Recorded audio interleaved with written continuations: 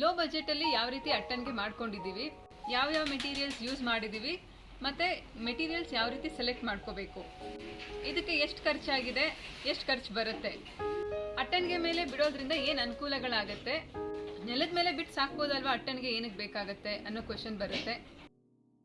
ಏನ್ ಮಾಡ್ತೀಯಾ? ನಮ್ಮ ಮನೆ ದೇವರು ಆಂಜನೇಯ, ಎತ್ತಿದ್ರೆ ಗದೆ, ಇಳಿಸಿದ್ರೆ ಒದೆ, ಕೊಡ್ತಾ ಇರ್ತೀವಿ, ಇಸ್ಕೊತಾ ಇರ್ಬೇಕಷ್ಟೇ. ಎಲ್ರಿಗೂ ನಮಸ್ಕಾರ, ವೆಲ್ಕಮ್ ಟು ಅವರ್ ಚಾನೆಲ್. ಇವತ್ತಿನ ವಿಡಿಯೋ ಶುರು ಮಾಡೋಕ್ಕೆ ಮುಂಚೆ ಎಲ್ಲ ನಮ್ಮ ವ್ಯೂವರ್ಸ್ಗೆ, ಸಬ್ಸ್ಕ್ರೈಬರ್ಸ್ಗೆ ತುಂಬ ಹೃದಯದ ಧನ್ಯವಾದಗಳನ್ನ ಹೇಳಕ್ಕೆ ಇಷ್ಟಪಡ್ತೀನಿ.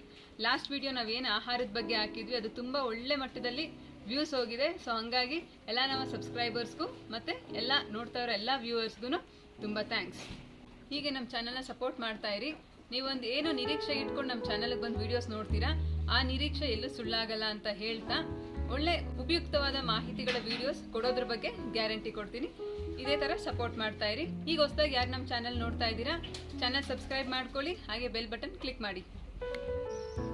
ಇವತ್ತಿನ ವಿಡಿಯೋದಲ್ಲಿ ಯಾವ ರೀತಿ ಕಡಿಮೆ ಬಜೆಟಲ್ಲಿ ಅಟ್ಟಣಿಗೆ ಮಾಡ್ಕೊಬೋದು ಅನ್ನೋದನ್ನ ತೋರಿಸ್ಕೊಡ್ತಾ ಇದ್ದೀವಿ. ಈಗ ಮೊದಲನೇ ಪ್ರಶ್ನೆ ಬರೋದು, ಅಟ್ಟಣಿಗೆ ಮಾಡ್ಕೊಳ್ಳೇಬೇಕಾ ಅಂತ. ನೆಲದಲ್ಲೇ ಬಿಟ್ಟು ಸಾಕೋದ್ರಿಂದ ಮರಿಗಳಿಗೆ ಗಲೀಜ್ ಮೇಲೆ ಇರೋದ್ರಿಂದ ಅವಕ್ಕೆ ಚಿಟ್ಟ ಉಣ್ಣೆಗಳ ಕಾಟ ಜಾಸ್ತಿ ಆಗುತ್ತೆ, ಮತ್ತೆ ಪ್ರತಿದಿನ ಕ್ಲೀನಿಂಗ್ ಕೆಲಸ ಬರುತ್ತೆ. ಹಾಗೆ ಅದಕ್ಕೆ ಚರ್ಮ ರೋಗಗಳು, ಕೂದಲು ಉದುರೋದು, ಆ ಥರ ಸಮಸ್ಯೆಗಳೆಲ್ಲ ಬರುತ್ತೆ. ಹಾಗಾಗಿ ನಮ್ಮ ಕೆಲಸನ ಕಡಿಮೆ ಮಾಡ್ಕೊಳ್ಳೋದಕ್ಕೋಸ್ಕರ ಅಟ್ಟಣಿಗೆ ಒಂದು ಒಳ್ಳೆ ವಿಧಾನ. ಈಗ 5-10 ಮರಿಗಳನ್ನ ಸಾಕ್ತಾ ಇದೀವಿ, ಕೆಳಗಡೆನೆ ಬಿಟ್ಟು ಸಾಕೋದು ಒಂದು 5-10 ಮರಿಗಳು ಅನ್ನೋದಾದ್ರೆ ಹೆಂಗೋ ಮ್ಯಾನೇಜ್ ಆಗುತ್ತೆ. ಬಟ್ ಹೀಗೆ ಒಂದು ದೊಡ್ಡ ಮಟ್ಟದಲ್ಲಿ ಒಂದು 50-100 ಈ ಥರ ಮಾಡ್ತಾ ಇದೀವಿ ಅನ್ನೋದಾದ್ರೆ ಕ್ಲೀನಿಂಗ್ ಕೆಲಸ ತುಂಬ ಬರುತ್ತೆ, ಮತ್ತೆ ಪ್ರತಿದಿನ ಗೊಬ್ಬರ ತಗೊಂಡೋಗಿ ಹಾಕೋದಕ್ಕೂ ಕೂಡ ಒಬ್ರು ಬೇಕಾಗತ್ತೆ. ಅದೇ ನಾವು ಈ ಥರ ಅಟ್ಟಣಿಗೆ ಸಿಸ್ಟಮ್ ಮಾಡ್ಕೊಂಡ್ಬಿಟ್ರೆ ಗೊಬ್ಬರ ಎಲ್ಲ ಒಂದ್ ಕಡೆ ನೀಟಾಗಿ ಸ್ಟೋರ್ ಆಗಿರುತ್ತೆ, ಅದನ್ನೆಲ್ಲ ಕೂಡ ತಗೊಂಡು ಹೋಗೋದಕ್ಕೂ ಈಸಿ ಆಗುತ್ತೆ. ಈಗ ನಾವು ಯಾವ ರೀತಿ ಅಟ್ಟಣಿಗೆ ಮಾಡಿರೋದು ಅನ್ನೋದು ತೋರಿಸ್ಕೊಡ್ತಾ ಇದ್ದೀನಿ.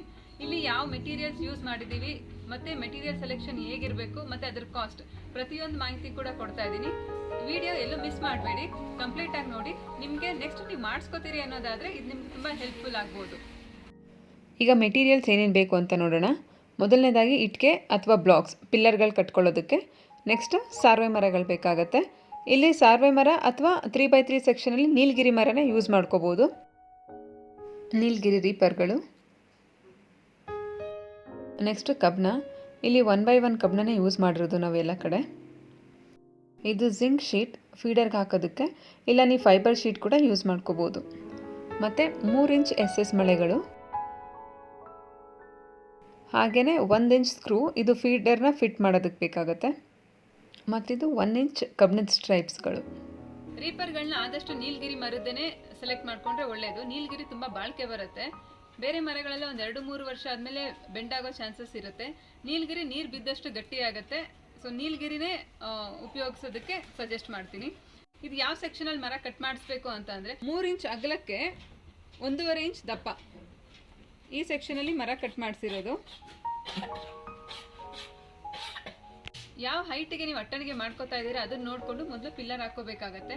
2 ಅಡಿ ಹೈಟ್ಗೆ ನಾವು ಅಟ್ಟಣಿಗೆ ಮಾಡ್ಕೊಂಡಿದ್ದೀವಿ. ಅಟ್ಟಣಿಗೆಯಿಂದ ರೂಫ್ಗೂ ಕೂಡ 8-9 ಅಡಿ ಗ್ಯಾಪ್ ಸಿಗುತ್ತೆ. ಇಷ್ಟಿದ್ರೆ ಒಳ್ಳೇದಿರುತ್ತೆ. ಯಾಕಂದ್ರೆ ಬೇಸಿಗೆನಲ್ಲೆಲ್ಲನೂ ಹೈಟ್ ಕಡಿಮೆ ಇದ್ರೆ ತುಂಬಾ ಶಾಖ ಬರುತ್ತೆ. ಸೊ ಹಂಗಾಗಿ ಮರಿಗಳಿಗೆ ತುಂಬಾ ಹೀಟ್ ಆಗುತ್ತೆ. ಶೆಡ್ ನೋಡೋದಾದ್ರೆ ಎಲ್ಲ ಗ್ರಿಲ್ಸ್ ಇದೆ, ಮತ್ತೆ ಗಾಳಿ ಆಡೋದಕ್ಕೆ ಸ್ಪೇಸ್ ಚೆನ್ನಾಗಿದೆ. ಸೊ ಒಂದ್ ಕಡೆಯಿಂದ ಏನ್ ಗಾಳಿ ಬರುತ್ತೆ ಅದು ಇನ್ನೊಂದ್ ಕಡೆಗೆ ಹೋಗ್ಬಿಡ್ಬೇಕು, ಇಲ್ಲೇ ಸರ್ಕ್ಯುಲೇಟ್ ಆಗೋ ತರ ಇರಬಾರ್ದು. ಇಲ್ಲಿ ನೆಲದಿಂದ 2 ಅಡಿ ಹೈಟ್ಗೆ ಇಟ್ಕೆ ಅಥವಾ ಹಾಲೋ ಬ್ಲಾಕ್ ಯೂಸ್ ಮಾಡಿ ಈ ಥರ ಪಿಲ್ಲರ್ ಕಟ್ಕೊಂಡಿದ್ದೀವಿ. 5-5 ಅಡಿ ಅಂತರದಲ್ಲಿ ಒಂದೊಂದು ಪಿಲ್ಲರ್ ಹಾಕ್ಕೊಂಡಿದ್ದೀವಿ. ಈಗ ಹೊಸ್ದಾಗಿ ಮಾಡ್ತಾ ಇದ್ದೀರಾ ಅನ್ನೋದಾದರೆ ನೆಲಕ್ಕೆ ಗಾರೆ ಹಾಕದೆ ಹಾಗೆ ಮಣ್ಣೆ ಬಿಟ್ಟರೆ ಇನ್ನೂ ಒಳ್ಳೆಯದಾಗತ್ತೆ. ಯಾಕೆ ಅಂದರೆ ಗೊಬ್ಬರದಲ್ಲಿರೋ ತೇವಾಂಶ ಎಲ್ಲ ಮಣ್ಣಲ್ಲಿ ಹೀರ್ಕೊಂಡು ಗೊಬ್ಬರ ಪೂರ್ತಿ ಡ್ರೈ ಆಗಿರುತ್ತೆ. ಈಗ ಆಲ್ರೆಡಿ ಗಾರೆ ಆಗೋಗಿದೆ ಅನ್ನೋದಾದರೆ ಎಷ್ಟು ಗೊಬ್ಬರ ಬೀಳತ್ತೆ ನೋಡಿ, ಅಷ್ಟು ಆದರೆ ಚಿಪ್ಪಿಂಗ್ ಮಾಡಿಕೊಂಡ್ರೆ ಇನ್ನೂ ಉತ್ತಮ. ಇಲ್ಲಿ ಇಟ್ಕೆ ಅಥವಾ ಬ್ಲಾಕಲ್ಲಿ ಏನು ಪಿಲ್ಲರ್ ಹಾಕಿರ್ತೀರ ಅದ್ರ ಮೇಲೆ ಸಾರ್ವೆ ಮರ ಜೋಡಿಸ್ಬೇಕು. ಸಾರ್ವೆ ಮರ ಆದಷ್ಟು ನೀಳವಾಗಿ ಮತ್ತು ದಪ್ಪದಾಗಿರೋ ಸೆಲೆಕ್ಟ್ ಮಾಡ್ಕೊಳ್ಳಿ. ಇವು 6 ಅಡಿ, 8 ಅಡಿ ಮತ್ತು 10 ಅಡಿ ಹೈಟಲ್ಲಿ ಬರುತ್ತೆ. ನಾವಿಲ್ಲಿ 10 ಅಡಿ ಯೂಸ್ ಮಾಡ್ಕೊಂಡಿದ್ದೀವಿ. ಇಲ್ಲಿ ಹಾಕೋ ಸಾರ್ವೆ ಮರ ಸ್ಟ್ರೈಟ್ ಆಗಿದ್ರೇ ಅಟ್ಟಣಿಗೆ ಒಂದು ಲೆವೆಲಲ್ಲಿ ಕಾಣಿಸುತ್ತೆ, ಹಾಗಾಗಿ ಸ್ಟ್ರೈಟ್ ಆಗಿರೋದು ಸೆಲೆಕ್ಟ್ ಮಾಡ್ಕೊಳ್ಳಿ. ಇಲ್ಲಿ ಪಿಲ್ಲರ್ ಮೇಲೆ ಸಾರ್ವೆ ಮರ ಹಾಕಿರೋದು, ಸಾರ್ವೆ ಮರದ ಮೇಲೆ ನೀಲಗಿರಿ ರೀಪರ್ ಹೊಡೆದಿರೋದು. ಇಲ್ಲಿ ನೋಡಿ 2 ಪ್ಯಾರಲಲ್ ಆಗಿ ಸಾರ್ವೆ ಮರ ಜೋಡಿಸ್ಕೊಂಡು ಹೋಗಿ ಅದ್ರ ಮೇಲ್ಗಡೆ ರೀಪರ್ ಹೊಡ್ಕೊಂಬಂದಿರೋದು. ಇಲ್ಲಿ ಗ್ಯಾಪಿಂಗ್ ಕೂಡ ಅಷ್ಟೇ ಒಂದು ರೀಪರಿಂದ ಇನ್ನೊಂದು ರೀಪರ್ಗೆ ಒಂದು ಅರ್ಧ ಇಂಚ್ ಗ್ಯಾಪ್ ಕೊಟ್ಟರೆ ಸಾಕಾಗತ್ತೆ. ಅಂದರೆ ಗೊಬ್ಬರ ಏನು ಅಟ್ಟಣಿಗೆ ಮೇಲೆ ನಿಲ್ದಿರ ಎಲ್ಲ ಕ್ಲೀನಾಗಿ ಕೆಳಗಡೆ ಬೀಳಬೇಕು. ಆ ಥರ ಗ್ಯಾಪಿಂಗ್ ಕೊಟ್ಟರೆ ಸಾಕು. ಮರದ ಪೀಸಲ್ಲಿ ಒಂದು ಗೇಜ್ ಮಾಡ್ಕೊಂಬಿಟ್ಟು ಆ ಕಡೆಗೆ ಈ ಕಡೆಗೆ ಇಟ್ಕೊಂಡು ಒಂದು ಸುಮಾರಾಗಿ ಒಂದು ಅಳತೆ ಒಂದು ಬೆರಳಷ್ಟು ಹೋದರೆ ಸಾಕಾಗತ್ತೆ. ಅಷ್ಟು ಗ್ಯಾಪಲ್ಲಿ ರೀಪರ್ ಕೂರಿಸ್ಕೋಬೇಕಾಗತ್ತೆ. ಅಕಸ್ಮಾತ್ ಮರ ಏನಾದರೂ ಸ್ವಲ್ಪ ಹಸಿ ಇತ್ತು ಅನ್ನೋದಾದರೆ ಗ್ಯಾಪ್ ಸ್ವಲ್ಪ ಕಡಿಮೆ ಕೊಡಬೇಕಾಗತ್ತೆ. ಯಾಕಂದರೆ ಮರ ಡ್ರೈ ಆಗ್ತಾ ಆಗ್ತಾ ಸ್ವಲ್ಪ ಶ್ರಿಂಕ್ ಆಗುತ್ತೆ. ಅದೇ ಕಂಪ್ಲೀಟ್ ಡ್ರೈ ಆಗಿತ್ತು ಅನ್ನೋದಾದರೆ ಅರ್ಧ ಇಂಚ್ ಗ್ಯಾಪ್ ಸಾಕಾಗತ್ತೆ. ಮರ ಪರ್ಚೇಸ್ ಮಾಡಬೇಕಾದ್ರೆ ನೀವು ಸೆಲೆ ಲೆಕ್ಕದಲ್ಲಿ ಪರ್ಚೇಸ್ ಮಾಡಿಕೊಂಡ್ರೆ ಉತ್ತಮ. ಆಮೇಲೆ ಮೆಜರ್ಮೆಂಟ್ ಹೇಳಿದ್ರೆ ಆ ಮೆಜರ್ಮೆಂಟಿಗೆ ಮರ ಕಟ್ ಮಾಡಿಕೊಡ್ತಾರೆ. ನಾವಿಲ್ಲಿ ಯೂಸ್ ಮಾಡಿರೋದು 3 ಇಂಚ್ ಅಗಲಕ್ಕೆ 1.5 ಇಂಚ್ ದಪ್ಪ ಮತ್ತು 5 ಅಡಿ ಉದ್ದ. ಬೆಂಗಳೂರು ರೇಟ್ ಪ್ರಕಾರ ಒಂದು ಸೆಲೆ ಮರಕ್ಕೆ 750ರಿಂದ 850 ರೂಪಾಯಿ ಆಗುತ್ತೆ. ನಿಮ್ಮ ಕಡೆ ಏನು ರೇಟ್ ಇದೆ ನೋಡ್ಕೊಳ್ಳಿ. ಕಡಿಮೆನೂ ಇರ್ಬೋದು ಅಥವಾ ಜಾಸ್ತಿನೂ ಇರ್ಬೋದು. ಈಗ ನಾನು ಹೇಳಿದ ಸೆಕ್ಷನ್ನಲ್ಲಿ ಮರ ಕಟ್ ಮಾಡಿಸ್ತಾ ಇದ್ದೀರಾ ಅಂತ ಅಂದರೆ ಒಂದು ಸೆಲೆ ಮರಕ್ಕೆ 7ರಿಂದ 8 ರೀಪರ್ಗಳು ಬರುತ್ತೆ. ಸೊ ನೀವು ಯಾವ ಡೈಮೆನ್ಷನಲ್ಲಿ ಅಟ್ಟಣಿಗೆ ಮಾಡ್ಕೋತಾ ಇದ್ದೀರಾ ಅಂತ ನೋಡಿಕೊಂಡು ಅಷ್ಟು ಸೆಲೆ ಮರ ತೊಗೋಬೇಕಾಗತ್ತೆ. ಯಾವಾಗಲೂ ಒಂದು ಸೆಲೆ ಮರ ಎಕ್ಸ್ಟ್ರಾನೇ ತೊಗೋಬೇಕು. ಯಾಕಂದರೆ ಕೆಲವೊಂದು ರೀಪರ್ಗಳು ಕ್ರಾಸ್ ಇರುತ್ತೆ ಅಥವಾ ಕ್ರ್ಯಾಕ್ ಆಗಿರೋ ಥರ ಆಗುತ್ತೆ. ಈ ಥರ ಡ್ಯಾಮೇಜ್ ಇದ್ದರೆ ಅಟ್ಟಣಿಗೆಗೆ ಹಾಕಕ್ಕೆ ಬರೋದಿಲ್ಲ. ಹಾಗಾಗಿ ಒಂದು ಎಕ್ಸ್ಟ್ರಾ ಸೆಲೆ ತೊಗೊಂಡ್ರೆ ರೀಪರ್ಗಳು ಶಾರ್ಟೇಜ್ ಬರೋದಿಲ್ಲ. ರೀಪರು ಸಾರ್ವೆ ಮರದ ಮೇಲೆ ಇಟ್ಕೊಂಡು ಹೊಡಿಬೇಕಾದ್ರೆ ಡೈರೆಕ್ಟ್ ಮಳೆ ಹೊಡಿಬಾರ್ದು. ಯಾಕಂದರೆ ಈ ಸೆಕ್ಷನ್ ಮರ ಇರೋದ್ರಿಂದ ಡೈರೆಕ್ಟ್ ಮಳೆ ಹೊಡೆದ್ರೆ ಇಲ್ಲಿ ಸೀಲ್ ಬಿಟ್ಬಿಡುತ್ತೆ, ಈ ಕೊನೆಗಳಲ್ಲಿ ಸೀಲ್ ಬಿಡುತ್ತೆ. ಸೊ ಹಂಗಾಗಿ ನಾವು ಏನು ಮಾಡ್ಕೋಬೇಕು ಅಂದರೆ ಅರ್ಧ ಮರದವರೆಗೂ ಡ್ರಿಲ್ ಮಾಡ್ಕೋಬೇಕಾಗತ್ತೆ. ಅರ್ಧದವರೆಗೂ ಡ್ರಿಲ್ ಮಾಡಿ ಕಂಪ್ಲೀಟಾಗಿ ಮಾಡಿಬಿಡ್ಬಾರ್ದು. ಸೊ ಆವಾಗ ನಾವು ಮೊಳೆ ಹೊಡೆದ್ರೂ ಕೂಡ ಬಿಗಿ ಸಿಗೋದಿಲ್ಲ. ಅರ್ಧದವರೆಗೂ ಡ್ರಿಲ್ ಮಾಡಿ ಆಮೇಲೆ ಮೊಳೆ ಹೊಡಿಬೇಕಾಗತ್ತೆ. ಆವಾಗ ರೀಪರ್ ಬಿರುಕು ಬಿಡೋದಿಲ್ಲ, ಹಾಗೆ ಮೊಳೆ ಕೂಡ ಬೆಂಡ್ ಆಗೋದಿಲ್ಲ, ನಮಗೆ ಟೈಟಾಗಿ ಕೂತ್ಕೊಳ್ಳುತ್ತೆ.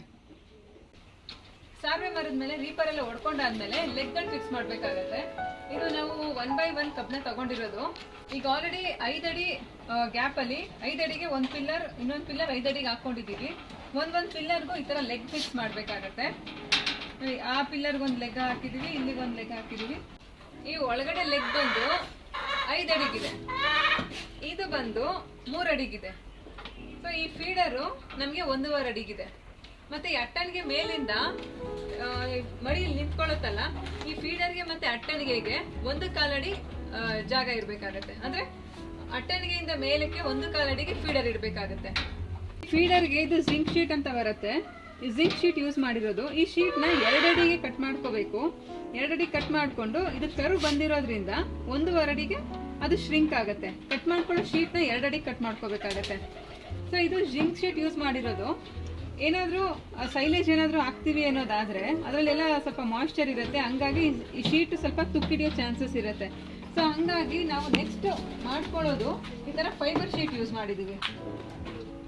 ಸೊ ಇದು ತುಂಬ ಬಾಳಿಕೆ ಬರುತ್ತೆ.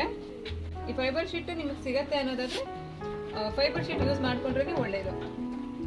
ಈ ಒಳಗಡೆ ಲೆಗ್ಗಿಂದ ಈ ಹೊರಗಡೆ ಕಾಲಿಗೆ 1.5 ಅಡಿ ಡಿಸ್ಟೆನ್ಸ್ ಇದೆ. ಇಲ್ಲಿಗೆ ಒಂದು ಪೀಸ್ ಕೊಡಬೇಕಾಗತ್ತೆ. 1.5 ಅಡಿಗೆ ಈ 2 ಕಾಲ್ಗಳನ್ನ ಇದೆರಡು ಕಾಲ್ಗಳನ್ನ ಜಾಯಿನ್ ಮಾಡೋದಕ್ಕೆ 1.5 ಅಡಿಗೆ ಇಲ್ಲೊಂದು ಪೀಸ್ ಕೊಡಬೇಕು.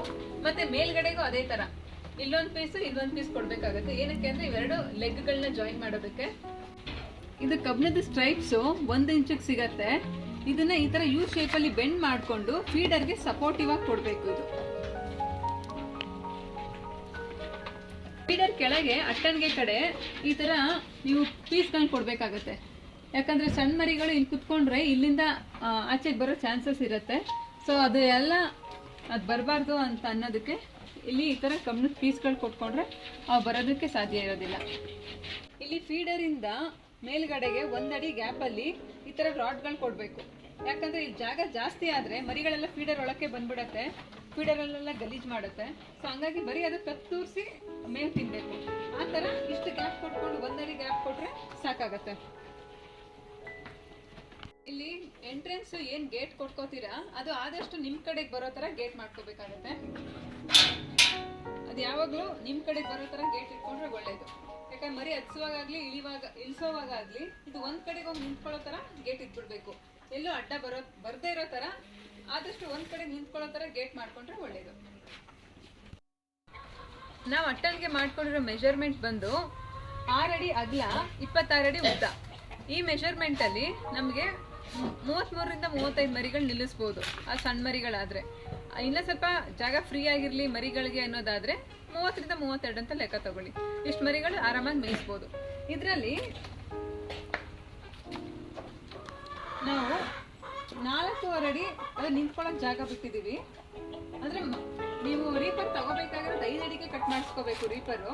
ಅದರಲ್ಲಿ ಅರ್ಧ ಅಡಿ ಫೀಡರ್ಗಿಂತ ಒಳಗೆ ಹೋಗಬೇಕು. ಅದೇನಕ್ಕೆ ಅಂತ ನಾನು ಹೇಳ್ತೀನಿ. 5 ಅಡಿ ರೀಪರ್ ತಗೊಂಡು 4.5 ಅಡಿಗೆ ಫೀಡರ್ ಫಿಕ್ಸ್ ಮಾಡಬೇಕು. 4.5 ಅಡಿ ಮಾತ್ರ ನಿಂತ್ಕೊಳ್ಳೋಕೆ ಜಾಗ ಬಿಡಬೇಕು. ಇನ್ನು 1.5 ಅಡಿ ಫೀಡರ್ ಇಟ್ಟಿದ್ದೀವಿ. ಸೊ ಒಟ್ಟು ನಮಗೆ ಇದರದ್ದು ಈ ಅಟ್ಟಣಿಗೆ ಮೆಷರ್ಮೆಂಟ್ ಬಂದು 6 ಅಡಿ ಅಗಲಕ್ಕೆ 26 ಅಡಿ ಉದ್ದ ಇದೆ. ರೀಪರ್ ಎಲ್ಲಿಗೆ ಎಂಡಾಗತ್ತೆ ಅಲ್ಲಿ ತಕ್ಷಣವೇ ಫೀಡರ್ ಇಡಕ್ಕೆ ಹೋಗಬಾರ್ದು. ಯಾಕಂತಂದರೆ ಮರಿಗಳು ಕಾಲು ಚಾಚ್ಕೊಂಡು ಕುತ್ಕೊಂಡಾಗ ರೀಪರಿಂದ ಆಚೆಗೆ ಬಂದಿರುತ್ತೆ ಅದ್ರ ಕಾಲುಗಳು. ಸೊ ಆಗೇನಾಗುತ್ತೆ, ರೀಪರ್ಗಳ ಮಧ್ಯದಲ್ಲಿ ಗ್ಯಾಪ್ ಇರತ್ತಲ್ಲ, ಅಲ್ಲಿ ಕಾಲು ಸಿಗಾಕೊಳ್ಳೋ ಚಾನ್ಸಸ್ ಇರುತ್ತೆ. ಹಂಗಾಗಿದೆ ಕೂಡ. ಸೊ ಅದಕ್ಕೆ ನಾವು ನೆಕ್ಸ್ಟ್ ಮಾಡ್ಕೊಳ್ಳುವಾಗ ಹೇಗೆ ಮಾಡಿದ್ದೀವಿ ಅಂತ ಅಂದರೆ, ಒಂದು ಅರ್ಧ ಅಡಿ ರೀಪರು ಫೀಡರ್ ಕೆಳಗಡೆಗೆ ಹೋಗೋ ಥರ ನೋಡಿ, ಈ ಥರ ಒಂದು ಅರ್ಧ ಅಡಿ ಎಕ್ಸ್ಟೆಂಡ್ ಆಗಿದೆ. ಸೊ ಹಂಗಾಗಿ ಮರಿಗಳು ಕಾಲು ಚಾಚ್ಕೊಂಡು ಕುತ್ಕೊಂಡ್ರೂ ಕೂಡ ಆ ಥರ ಪ್ರಾಬ್ಲಮ್ಸ್ ಆಗೋದಿಲ್ಲ. ಬೈ ಚಾನ್ಸ್ ನಿಮ್ಮ ಅಟ್ಟಣಿಗೆನೆಲ್ಲ ಈ ಥರ ತೊಂದರೆ ಆಗ್ತಾಯಿದೆ ಅನ್ನೋದಾದರೆ ಕೆಳಗಡೆಯಿಂದ ಒಂದು ರೀಪರ್ ಕೊಟ್ಬಿಟ್ಟು ಸ್ಕ್ರೂಯಿಂದ ಫಿಕ್ಸ್ ಮಾಡಿಬಿಡಬೇಕು. ಸೊ ಅಲ್ಲಿ ಯಾವುದೇ ರೀತಿ ಗ್ಯಾಪ್ಗಳು ಇರೋದಿಲ್ಲ. ಈ ರೀತಿ ಅಟ್ಟಣಿಗೆ ಮಾಡ್ಕೊಳ್ಳೋದ್ರಿಂದ ಒಂದು ದೊಡ್ಡ ಅಡ್ವಾಂಟೇಜ್ ಏನು ಅಂತ ಅಂದರೆ, ನೀವು ಈಸಿಯಾಗಿ ಇದನ್ನು ಲಿಫ್ಟ್ ಆ್ಯಂಡ್ ಶಿಫ್ಟ್ ಮಾಡ್ಕೊಬೋದು. ಅಷ್ಟು ರೀಪರ್ಗಳ ತೂಕ ಕಂಪ್ಲೀಟಾಗಿ ಸಾರ್ವೆ ಮರದ ಮೇಲೆ ಬಿದ್ದಿರೋದ್ರಿಂದ ಮರ ಯಾವುದೇ ರೀತಿ ಅಳ್ಗಾಡೋಕ್ಕೆ ಚಾನ್ಸ್ ಇರೋದಿಲ್ಲ. ನಮ್ಮ ಅಟ್ಟಣಿಗೆ ಕಂಪ್ಲೀಟಾಗಿ ಇದೇ ಥರ ಡಿಸೈನ್ ಆಗಿರೋದು. ಹಾಗೆ ಲೆಂತ್ ಬಂದು 26 ಅಡಿ ಇದೆ. ಇದರಲ್ಲಿ ನಾವು 3 ಸೆಕ್ಷನಾಗಿ ಡಿವೈಡ್ ಮಾಡ್ಕೊಂಡಿದ್ದೀವಿ. ಬೈ ಚಾನ್ಸ್ ಶೆಡ್ಡಲ್ಲಿ ಏನಾದರೂ ಆಲ್ಟ್ರೇಷನ್ ಮಾಡಬೇಕು ಅಂತ ಅಂದ್ಕೊಂಡ್ರೂ ಕೂಡ ಅಟ್ಟಣಿಗೆನ ತೆಗೆಯುವಂಥ ಪ್ರಮೇಯ ಬರೋದಿಲ್ಲ.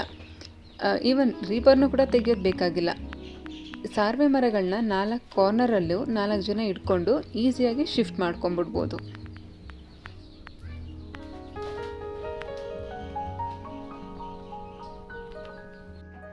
ಇಷ್ಟು ಅಟ್ಟಣಿಗೆ ಮಾಡಿಸ್ಕೊಳ್ಳೋದಕ್ಕೆ ಅಂದರೆ 26/6 ಈ ಡೈಮೆನ್ಷನಲ್ಲಿ ಅಟ್ಟಣಿಗೆ ರೆಡಿ ಮಾಡಿಸ್ಕೊಳ್ಳೋದಕ್ಕೆ ನಮಗೆ 14ರಿಂದ 15 ಸಲ ಮರ ಬೇಕಾಗಿದೆ. ಹಾಗೆ ಬೆಂಗಳೂರು ರೇಟ್ ಪ್ರಕಾರ ಹೇಳೋದಾದರೆ ಎಲ್ಲ ಓವರಾಲ್ ಮೆಟೀರಿಯಲ್ ಲೇಬರ್ ಎಲ್ಲ ಸೇರಿ 40,000 ಖರ್ಚಾಗಿದೆ. ಇಲ್ಲಿ ಮೆಟೀರಿಯಲ್ಗಳಿಗಿಂತ ವೆಲ್ಡಿಂಗ್ ಪೇಮೆಂಟೇ ಸ್ವಲ್ಪ ಕಾಸ್ಟ್ಲಿ ಬಿದ್ದಿದೆ. ನೀವೇನಾದರೂ ಮಾಡಿಸ್ಕೋತೀನಿ ಅನ್ನೋದಾದರೆ ಇದಕ್ಕಿಂತ ಜಾಸ್ತಿನೂ ಆಗ್ಬೋದು, ಕಡಿಮೆನೂ ಆಗ್ಬೋದು. ಇದಿಷ್ಟು ನಾವು ಯಾವ ರೀತಿ ಅಟ್ಟಣಿಗೆ ಮಾಡ್ಕೊಂಡಿದ್ದೀವಿ ಅನ್ನೋದ್ರ ಬಗ್ಗೆ ತಿಳಿಸ್ಕೊಟ್ಟಿದ್ದೀನಿ. ಇದರಿಂದ ನಿಮ್ಗೆ ಏನಾದರೂ ಉಪಯೋಗ ಆಯಿತು ಅಂತ ಅಂದರೆ ಈ ನಮ್ಮ ಸಣ್ಣ ಪ್ರಯತ್ನ ಸಾರ್ಥಕ ಅಂತ ನಾನು ಭಾವಿಸ್ತೀನಿ. ಈ ವಿಡಿಯೋ ನಿಮಗೆ ಇಷ್ಟ ಆದರೆ ಲೈಕ್ ಮಾಡಿ, ಶೇರ್ ಮಾಡಿ, ಹಾಗೆ ನಮ್ಮ ಚಾನಲ್ನ ಸಬ್ಸ್ಕ್ರೈಬ್ ಮಾಡ್ಕೊಳ್ಳಿ. ನಿಮಗೆ ಯಾವುದಾದ್ರೂ ವಿಷಯದ ಬಗ್ಗೆ ಮಾಹಿತಿ ಬೇಕು ಅನ್ನೋದಾದರೆ ಕಮೆಂಟ್ ಮಾಡಿ ತಿಳಿಸಿ. ಆದಷ್ಟು ಬೇಗ ವಿಡಿಯೋ ಮಾಡೋದಕ್ಕೆ ಟ್ರೈ ಮಾಡ್ತೀನಿ. ಮತ್ತೊಂದು ಹೊಸ ವಿಡಿಯೋದಲ್ಲಿ ಮತ್ತೆ ಸಿಗೋಣ. ಅಲ್ಲಿವರೆಗೂ ನಗ್ತಾಯಿರಿ, ಖುಷಿಯಾಗಿರಿ. Thank you.